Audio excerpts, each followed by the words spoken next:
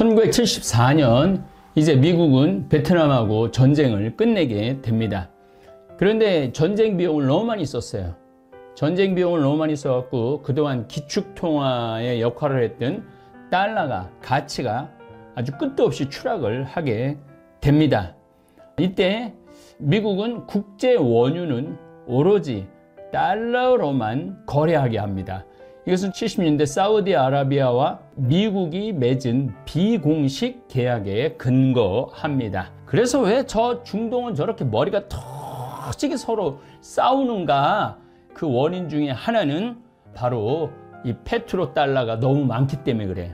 석유 자금이 너무 많은 중동 지역이 평화로우면 안 돼요. 서로 물고 뜯고 싸워야 돼.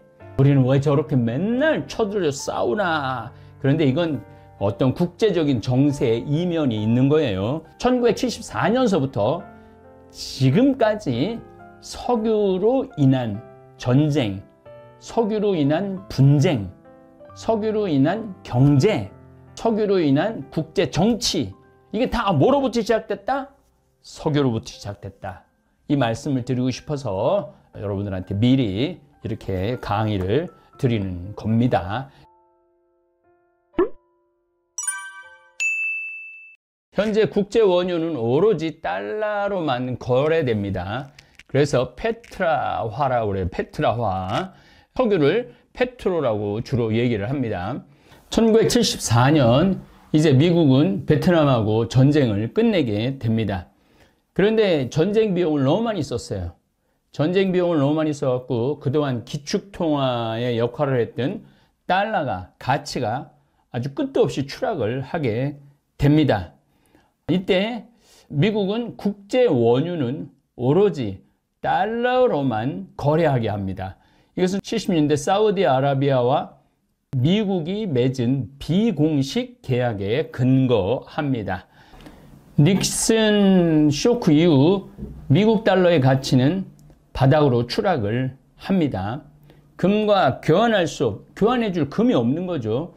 금과 교환할 수 없게 되었을 뿐만 아니라 앞으로도 미국 달러의 통화량은 계속해서 증가할 수밖에 없는 구조였기 때문이죠. 계속 달러가 필요하니까 찍어내야 되니까 미국 달러가 과잉 공급되면 미국 달러 가치가 하락해 기축통화 지위가 위협을 받을 수 있게 되는 겁니다. 미국 달러의 기축통화 지위를 지키기 위해서 당시 미국은 중동 오일 쇼크를 계기로 사우디아라비아와의 거래, 비밀 거래를 통해서 달러의 가치를 다시 상승시키고자 합니다. 미국이 강력한 군사력을 제공해 주는 대신 미국이 사우디아라비아를 지켜주는 대신 오로지 미국 달러로만 원유를 결제하게 하도록 약속을 받는 거죠.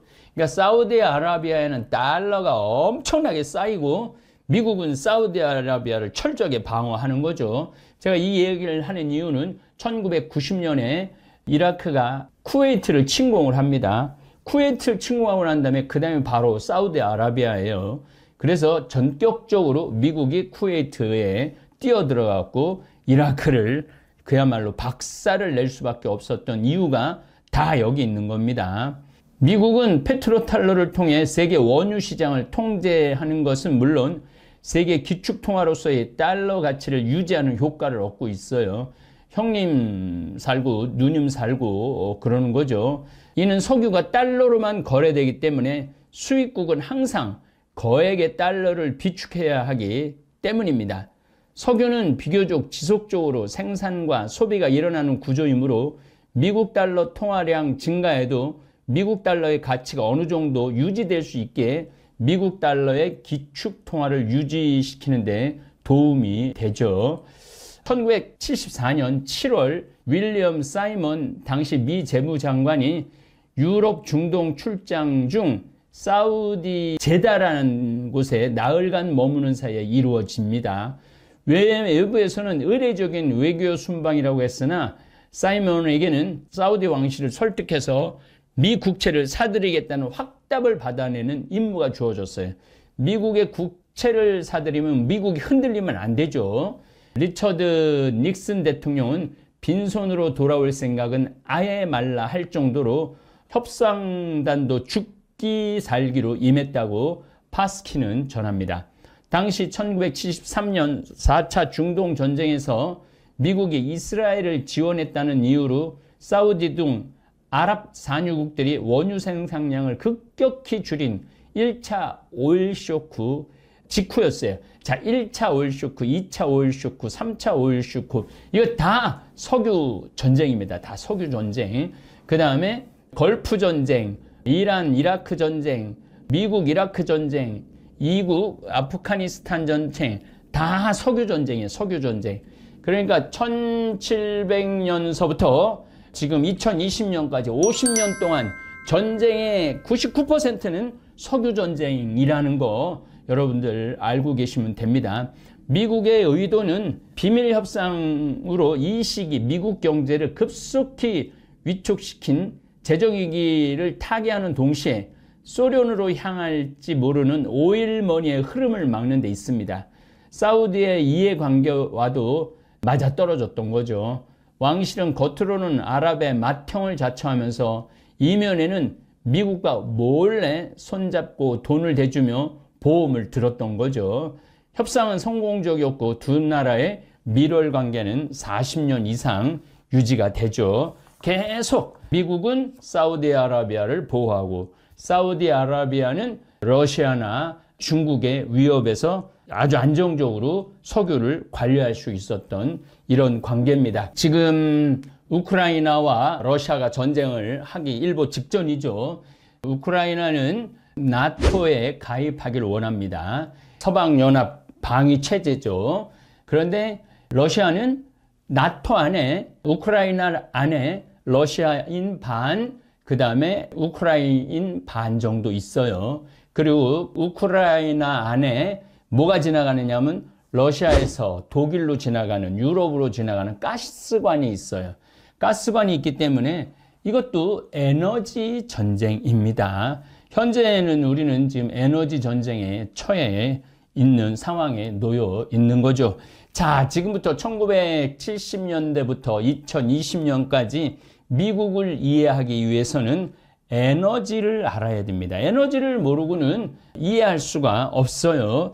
페트로달러, 세계를 움직이는 건 페트로달러이고 주로 중동 국가들 중 석유를 쥐고 있는 일부 국가들이 사용한다고 전해지는 단어로, 다른 말로 1972년 영국의 무명의 경제 전문지에서 처음 쓴 것이 유래라고 하지만 실제로는 1973년 7월 당시 미국 상무부 장관이자 은행가였던 피터 조지 피터슨, 좀 전에 나왔죠, 이 워싱턴 포스트 기자와 뉴욕타임즈 회견에서 미국이 중동의 초과 자금, 이거 뭐냐면 돈이 너무 많이 모이는 거, 중동에 이걸 페트로달러라, 이거를 흡수할 수 있는 방법에 대해서 더 많은 연구를 해야 한다라고 글을 씁니다. 얘기는 뭐냐면은 중동이 안정이 되면은 중동이 이란하고 이라크하고 친하고 쿠웨이트하고 이란하고 친하고 사우디아라비아하고 이란하고 친하고 이렇게 서로 중동 사람들끼리 친해지면은 미국이 패권 국가를 유지할 수 없다라는 거예요. 그래서 왜 저 중동은 저렇게 머리가 터지게 서로 싸우는가? 그 원인 중에 하나는 바로 이 페트로달러가 너무 많기 때문에 그래요. 석유 자금이 너무 많은 중동 지역이 평화로우면 안 돼요. 서로 물고 뜯고 싸워야 돼. 우리는 왜 저렇게 맨날 쳐들여 싸우나? 그런데 이건 어떤 국제적인 정세의 이면이 있는 거예요. 대표적으로 중동, 유럽 일부 국가, 러시아, 중국 등에서도 석유가 나죠. 심지어 중동 지역과 사이가 별로 좋지 못한 미국 또한 이 범위에 들어갑니다. 하지만 자기네 석유를 미래를 위해서 좀 아끼는 경향이 있어요. 일부러 안 캐내는 거예요. 미래를 캐내기 위해서. 미국이라는 나라가 워낙 석유 수요가 많다가 보니 어쩔 수 없이 수입을 하고 있기도 하죠. 효과는 석유가 마르지 않는 한 무한이고, 한번 쓰기 시작하면 석유 파동이라는 스킬, 기술을 발휘하지 않는 이상 항상 발휘되는 기술이기 때문에 계속해서 돈이 들어옵니다. 그리고 석유 파동을 추가 발동시키면 기술 효과는 몇 배 단위로 뜁니다. 요즘 석유값이 올라가죠. 지금 $100까지 올라가고 있어요. LNG는 160달러까지 지금 올라가고 있어요. 원래는 40에서 50달러로 안정되다가 여러 가지 지금 상황이 안 좋으니까 100달러에서 150달러까지 올리고 있죠. 또한 피크올이라는 특수 기술이 발동되면 설사 그게 소문이라도 그 기술의 효과는 천정부지로 치솟게 돼 있죠. 그래서 우리는 어떨 때는 석유를 50달러에도 샀다가 100달러에도 샀다가 150달러에도 샀다가 그래갖고 2020년 1월 달 우리가 그렇게 흑자를 보던 나라가 무역 적자를 보게 되죠. 이게 다 석유를 어떻게 다루느냐에 따라서 적자도 결정되고 흑자도 결정되고 그러는 거죠. 석유 한 방울 나지 않는 대한민국이 지금 배터리, 전기 여기에 목숨을 거는 이유도 바로 여기에 있습니다. 그러나 계속 발동할 수는 없는 게 석유를 소비해서 등가 교환으로 얻는 효과이기 때문에 석유를 주고 달러를 들여야 되는데 석유를 너무 줘갖고 물건을 못 팔아갖고 달러를 못 들여오면 안 되니까 석유가 고갈되는 효과가 끝나는 순간 자원의 저주를 소환시키는 가장 강력한 매개체라는 거죠. 국가의 산업구조가 석유에 의존한 기형적 산업구조로 변하고 석유 고갈 시 석유가 다 떨어질 경우 어떤 일이 일어날지 모른다. 게다가 어느 날 갑자기 석유만큼 상용화가 가능한 대체 에너지가 개발되면 그 순간 한순간에 미국의 패권이 훅 날아갈 수 있는 위험을 안고 사는 거죠. 그래서 우리나라가 지금 수소 전지 개발을 한다. 그 다음에 그냥 전지 개발을 한다. 배터리 산업에 목숨을 건다. 그런 이유가 아무것도 에너지가 없는 우리나라가 안정적으로 나라를 유지하기 위한 아주 고육책이라고 볼 수 있습니다. 1974년 이후부터 그러니까 베트남 전쟁이 끝난 이후부터 그전에는 냉전의 시대였어요. 미국과 중국, 미국과 소련 냉전의 시대였는데 1974년 이후부터는 달러의 기축통화가 무너지면서 페트로달러라고 석유의 시대입니다. 석유의 시대. 지금까지도 석유의 시대라고 생각하시면 돼요. 그러니까 1974년이니까 딱 50년 동안 석유의 시대가 지금 우리는 석유의 시대를 살고 있는 거예요. 그럼 석유의 시대라고 그러면 석유를 사주는 나라들, 석유를 파는 나라들, 석유가 없는 나라들, 또 석유가 있긴 있지만은 미국하고 가깝지 않는 나라들의 갈등이라고 생각하면 돼요. 그러면은 석유를 사주는 나라들은 미국, 일본, 한국, 대만 조금 나긴 나지만은 그 다음에 영국은 좀 브렌트유가 좀 나기는 나지만은 거기다 독일, 이탈리아, 스페인 이런 나라들은 석유를 다 사는 나라들이에요. 이런 나라들은 다 누구 선상에 서 있느냐? 미국 선상에 서 있는 거예요. 그 다음에 석유가 나는데 대표적인 석유를 파는 나라는 사우디아라비아, 쿠웨이트 이런 나라들은 미국하고 철저하게 연결되어 있는 나라예요. 근데 석유가 나긴 나는데 이스라엘과 사우디아라비아와 미국의 회방으로 서로 단합할 수 없는 나라들, 이란, 이라크, 예멘, 소말리아, 이집트, 리비아, 시리아 이런 나라들은 석유가 나긴 나는데 이 석유를 어떻게 할 수가 없는 거예요. 그래갖고 이 석유를 가지고 전쟁을 지금 수행하고 있죠. 그런데 여기에 석유가 나면서 미국하고 화합할 수 없는 나라, 구소련, 러시아, 체첸 뭐 이런 나라들은 전부 다 미국하고 맞서는 나라죠. 그래서 지금 서로 이 나라가 친미적이냐 친러적이냐 이 모든 것들은 다 석유의 문제다. 그만큼 석유가 많은 영향을 미치고 있다. 우리나라는 석유가 나지 않기 때문에 어쩔 수 없이 석유를 공급하는 미국과 사우디아라비아와 친할 수밖에 없는 거죠. 다행히 우리는 리비아라든지 이런 나라하고의 그런 신뢰가 생겨갖고 대수로 공사, 물 정화하는 플랜트 사업 이런 것들을 따내기도 하는 아주 특이한 민족이기도 합니다. 그 내용을 알아들어야 왜 걸프 전쟁이 일어났고 왜 2001년 9.11 테러 사건이 일어났고 2003년에 미국하고 이라크 전쟁이 일어나고 미국하고 아프가니스탄 전쟁이 일어나고 그 와중에도 정치적인 노림수에 의해서 알카에다, 탈레반, IS가 왜 발언을 하는지를 이해를 할 수가 있습니다.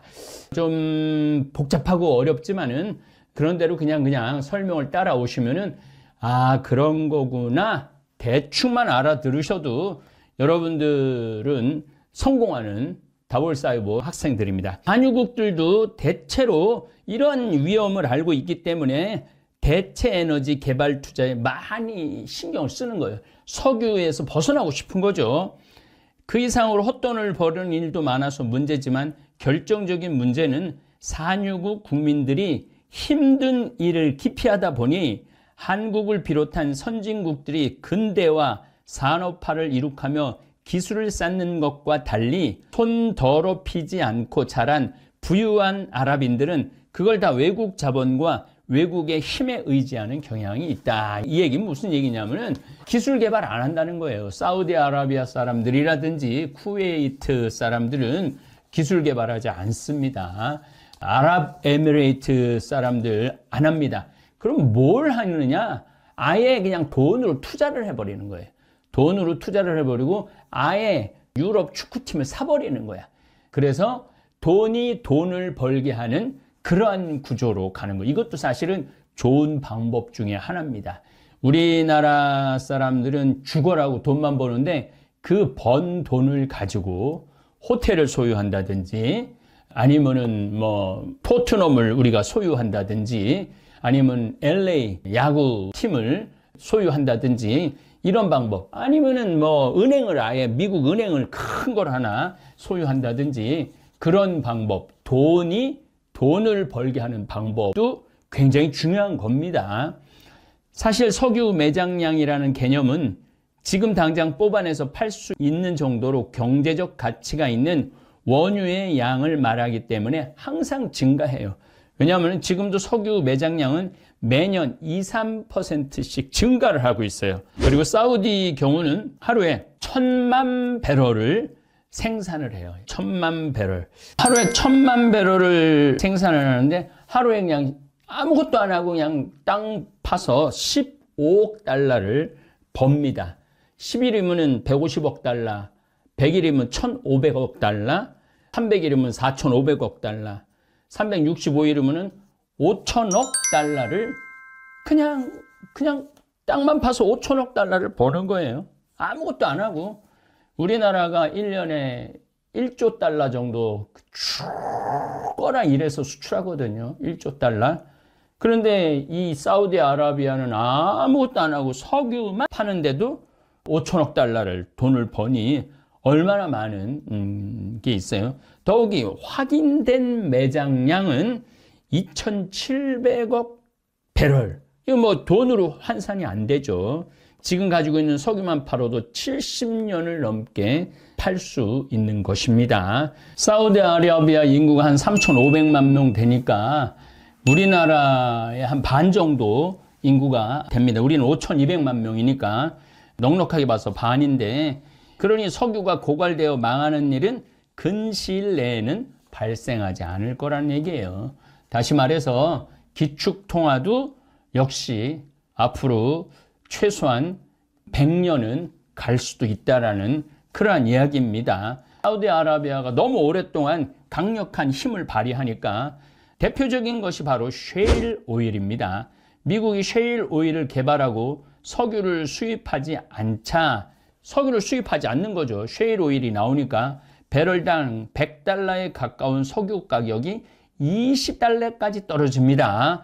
이거 대단한 일이죠. 지금 150달러 하고 있는데 20대 달러까지 떨어지니까 우리 대한민국의 입장에서는 최고의 기회가 오는 거죠. 그리고 그 결과 산유국들이 대부분 큰 위기를 경험했는데 대표적으로 베네수엘라가 망했죠. 베네수엘라가 완전히 망했죠. 사우디아라비아나 러시아도 이때 타격을 심하게 입습니다. 수입이 80%가 감소했기 때문입니다. 여기서 셰일 가스에 대한 얘기를 좀 할게요. 셰일 가스는 보통 지상 한 2km, 3km 정도 바위 밑에 있는 가스인데 이거를 추출해내기가 굉장히 어려웠어요.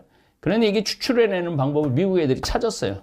어떻게 찾았느냐 하면은 관을 뚫어갖고 계속 물을 집어넣는 거예요. 계속 물을 집어넣으면은 이 물을 집어넣으면 파쇄하기가 쉬워요. 바위를 파쇄하는 게 쉬워요. 그래갖고 이걸 바위를 파쇄를 하면은 여기에 있던 가스가 분출해서 올라오는 거예요. 그 어려운 기술을 미국이 개발을 해낸 거죠. 이런 일이 일어나는 이유는 석유를 가장 많이 소비하는 미국의 수요에 따라 사실상 석유 가격이 결정되기 때문입니다.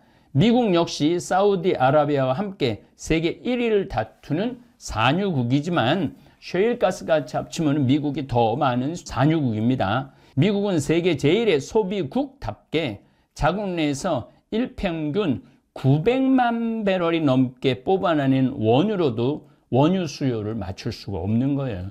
사우디아라비아가 하루에 1000만 배럴을 뽑아낸다는데 미국은 하루에 900만 배럴을 뽑아낸다고 그러는데도 불구하고 원유 수요를 맞출 수 없습니다. 거기에 비축량까지 고려한다면 전 세계에 생산된 석유량의 상당수를 소비하는 것이 미국입니다. 그러다 보니 미국의 수요가 줄어들면 유가가 폭락하는 거죠. 이번에 인플레이션 때문에 미국의 수요가 줄어들지 않을까. 결국은 유가는 폭락하는 과정으로 갈 겁니다. 물론 미국도 셰일가스보다는 남의 나라에서 사오는 게 더 싸게 자국에서 생산된 석유의 양 이상으로 중동에서 많은 양의 석유를 수입하고 쓰고 있습니다. 또한 다른 나라도 이 이유로 인해 거리가 지나치게 멀지만 중동의 석유를 가져다 쓰므로 중동 지역의 정세가 석유 수급의 안정을 결정하는 경향이 있습니다. 그러니 미국 입장에서 중동 지역에서 영향권을 가져야 하는 것은 변함이 없는 거예요. 다시 말해서 중동이 불안하면 미국은 중동의 정세에 개입을 합니다. 중동이 너무 안정되면 중동의 정세에 또 개입을 합니다. 어느 지역은 안정되고 어느 지역은 불안정해야 돼요. 근데 미국은 어떤 방법을 쓰느냐 하면은 사우디아라비아, 쿠웨이트, 아랍에미레이트 그 정도만 안정되면 돼요. 나머지 무슨 이란, 이라크, 시리아, 리비아 이런 나라들은 그렇게 안정되지 않아도 되는 거예요. 거기서는 뭐가 일어나도 상관없어. 자기네들끼리 머리가 터지게 싸워도 상관없어요. 심지어 아프가니스탄 이런 나라들도 머리가 터지게 싸워도 아무 상관없어요. 그러니까 이번에 과감하게 아프가니스탄을 나온 이유가 바로 그런 이유입니다. 현재 국제 원유는 오로지 미국 달러로만 거래되는데 이것은 1970년 사우디아라비아 74년입니다. 정확하게 아라비아와 미국이 맺은 비공식 계약에 근거합니다. 미국은 사우디아라비아를 지키고 사우디아라비아는 달러로만 석유를 결제하고 닉슨 쇼크 이후 미국 달러의 가치는 바닥으로 추락을 합니다. 더 이상 금이 없다. 베트남 전쟁 끝나고 났는데 다 썼다. 금과 교환할 수 없게 되었을 뿐만 아니라 앞으로도 미국 달러의 통화량은 계속해서 증가할 수밖에 없는 구조이기 때문에 이제 달러로만 찍어내겠다. 미국 달러가 과잉 공급되면 미국 달러 가치가 하락해 기축통화의 지위가 위협받을 수 있다 이거죠. 미국 달러의 기축통화 지위를 지키기 위해서 당시 미국은 중동 오일 쇼크를 계기로 아주 중요합니다. 사우디아라비아와의 거래를 통해 달러의 가치를 상승시키고자 했어요. 무슨 얘기냐면 기름값을 높이는 거예요. 기름값을 높이면은 달러 값이 높아질 거 아니에요. 그래서 1차, 2차, 3차 오일 쇼크를 일으킨 또 이면에는 미국이 있는 거죠. 미국의 강력한 군사력을 제공해주는 대신 오로지 미국 달러로만 원유를 결제하게 하도록 약속을 받은 거죠. 미국은 페트로달러를 통해 세계 원유 시장을 통제하는 것은 물론 세계 기축통화로서의 달러 가치를 유지하는 효과를 얻고 있는 거죠. 달러와 석유는 뗄래야 뗄 수가 없는 관계가 되는 겁니다. 이는 석유가 달러로만 거래되기 때문에 수입국들은 항상 거액의 달러를 비축해야 하기 때문입니다. 석유는 비교적 지속적으로 생산과 소비가 일어나는 구조이므로 미국 달러 통화량 증가에도 미국 달러의 가치가 어느 정도 유지될 수 있기 때문에 미국 달러의 기축통화 지위를 지키는데 도움이 됐다는 거예요. 석유값이 올라가면 달러가 올라간다라는 이거는 기증사실입니다. 전 세계 최고의 두뇌들을 긁어모은 회사들이 아무리 제품을 많이 팔아봤자 기름 뽑는 회사 하나를 못 이깁니다. 왜냐하면 좋은 물건을 자꾸 만들어내면 기름값을 올리면 되니까, 그 기름을 사서 물건을 만들어 팔아야 되니까 기름값 회사 하나를 이길 수가 없는 거죠. 더 깊게 파고 들어가면 이 용어 자체는 주로 석유 수출국 기구 가맹국들이 국제무역을 하면 아무리 과소비를 하고 모든 생필품을 수입으로 때워도 경상수지가 반드시 흑자가 나버린다는 얘기예요. 무슨 얘기냐 하면은 모든 수출국들이 사우디아라비아에 수출을 해. 죽으라고 해도 막 사우디아라비아 사람들이 과소비를 해. 모든 생필품을 수입으로 때워도 경상수지가 흑자가 나버리는 경우가 없다는 거예요. 그래서 여러분들 가끔 영화나 드라마나 뭐 이런 거를 보면은 중동의 왕자가, 사우디 왕자가, 쿠웨이트 왕자가 와갖고 호텔 로얄층 전층을 다 빌린다. 아우, 저 돈 많은 큰 손 온다 그러는데, 그렇다면 누구 돈이에요? 다 우리 돈이에요. 우리 돈 갖고 저렇게 허세를 부리는 거예요. 더 무시무시한 점은 단육이 생산량을 줄이면 그만큼 가격이 오르기 때문에 판매량을 줄여도 수익은 안 줄어든다는 점입니다. 석유는 현대사회의 필수품이기 때문에 시장에 나오는 양이 줄어들면 그만큼 가격이 오르기 때문에 산유국은 손해를 보지 않습니다. 물론 이런 현상을 만들기 위해선 산유국들끼리 입을 맞춰야 가능합니다. 즉 누군가 합의를 깨버리고 석유를 왕창 풀어버리면 이런 현상은 유지될 수 없고 석유값은 바닥을 향해 달려가게 됩니다. 실제로 멕시코와 베네수엘라의 경우 1980년대 사우디의 생산 증산 정책으로 석유값이 내려가자 석유값이 계속 오를 것이라고 내다보고 빌린 빚을 제대로 갚을 수 없는 처지에 내몰려 세계적으로 베네수엘라가 거의 2, 3위로 석유가 많다고 그러는데 구제금융을 받고 사회구조가 개판이 되고 물건 하나 살라고 돈을 이렇게 싸들고 석유보다도 더 큰 그런 거를 가지고 1991년에는 결국은 나라가 해체되는 일들이 벌어집니다. 2014년에 들어서 미국의 셰일에서 석유와 천연가스를 생산하는 업체들이 막대한 양의 셰일가스를 생산하여 중동산 석유를 밀어내고 미국 국내 시장을 빠르게 점유하기 시작을 했어요. 2014년 셰일가스, 쇠일가스 할 때가 이때입니다. 세계 최대 수요국이었던 미국이 더 이상 중동산 석유를 의지하지 않게 됩니다. 거기다가 셰일로 석유를 생산하는 미국 기업들이 석유 수출을 허용해달라고 요구하고까지 있었습니다.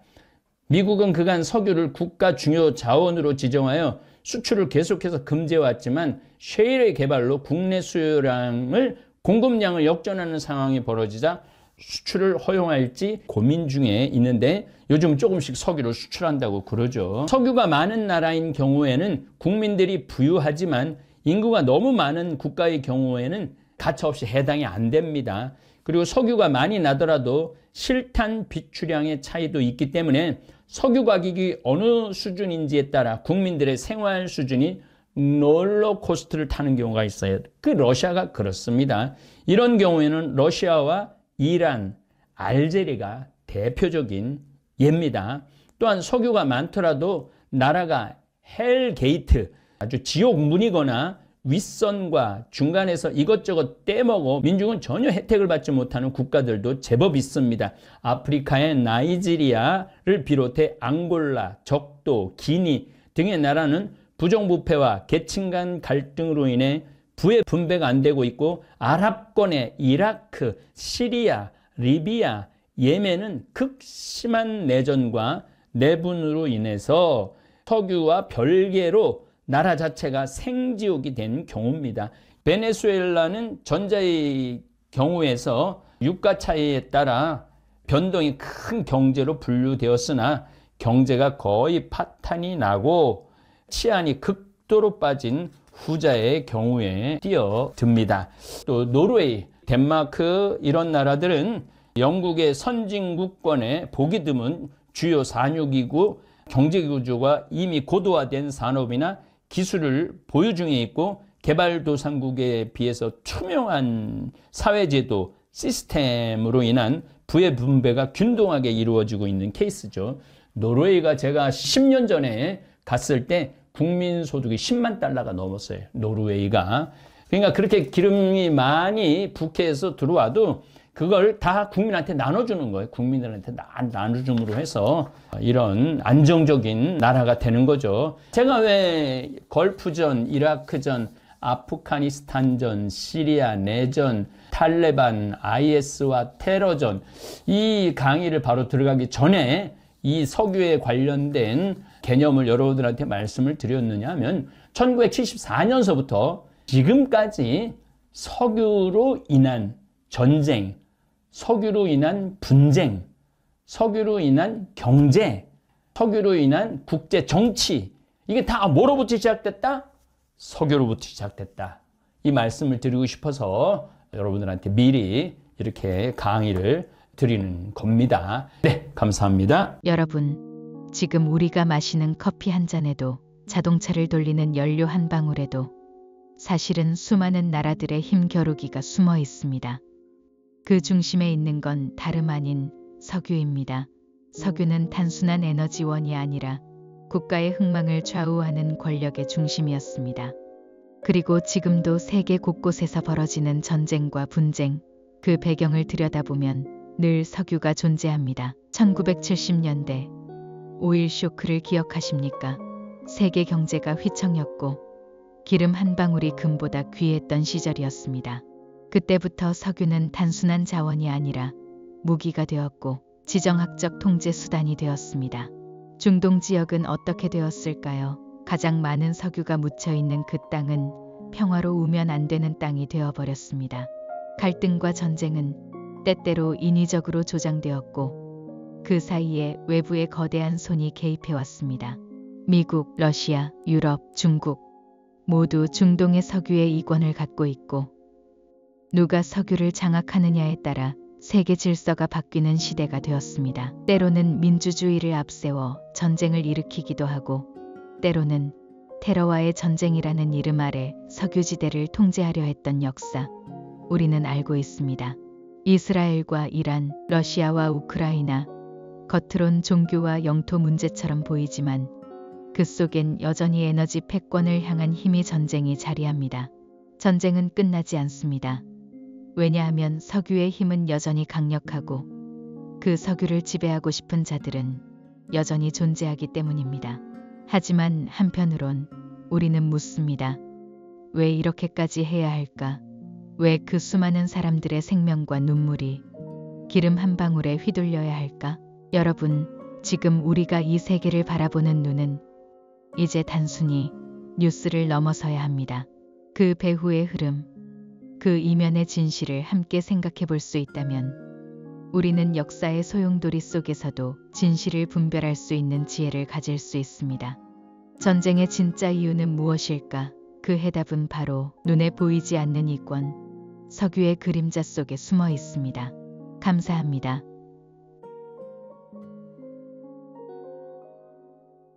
하늘에 계신 우리 아버지, 아버지의 이름이 거룩히 빛나시며 아버지의 나라가 오시며 아버지의 뜻이 하늘에서와 같이 땅에서도 이루어지소서.